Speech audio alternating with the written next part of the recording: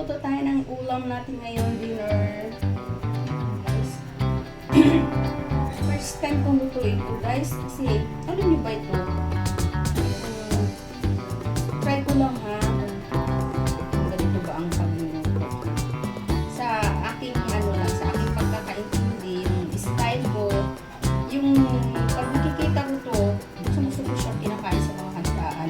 Tapos pinag-aaralan ko, tinitignan ko yung mga suko.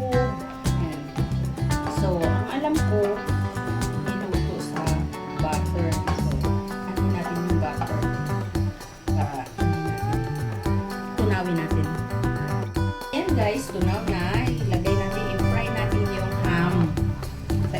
Sa itong alam ko. Kakaalam ko guys. Ham.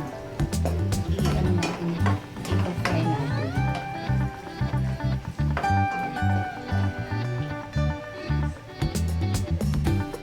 Ayan, so na prito na natin. Okay, lagay lang natin yan sa tabi guys. Lagay na natin yung bawang.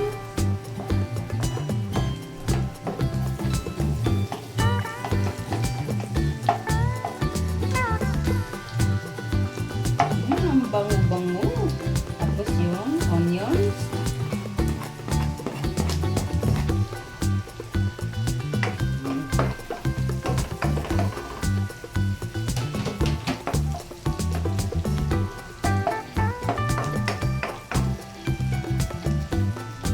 Ayan.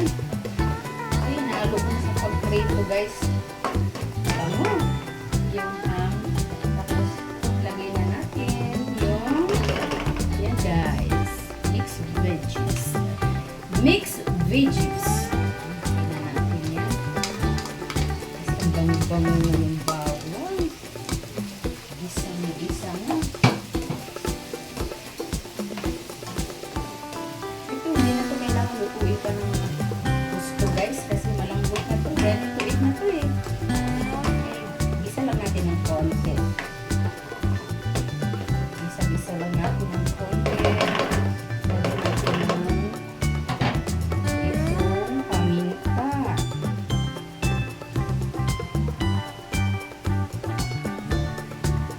Sarap.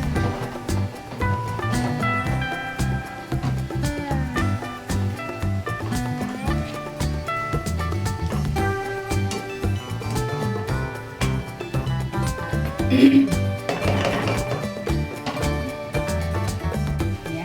Lagyan natin ng asin.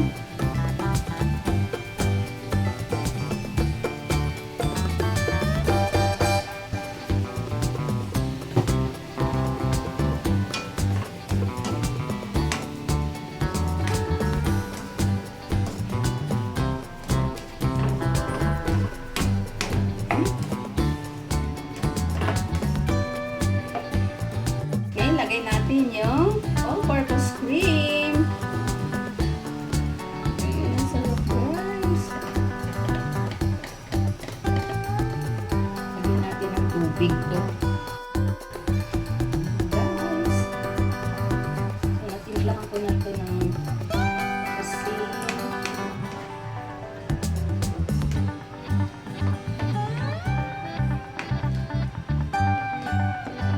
Tikman natin ngayon kung tama na ba yung lasa. Sukal guys! Ang kulang! Ayan. Tikman natin ngayon ulit.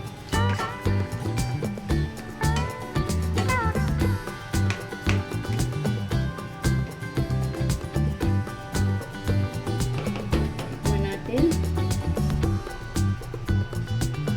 Lagay na natin yung itlog ng tubo.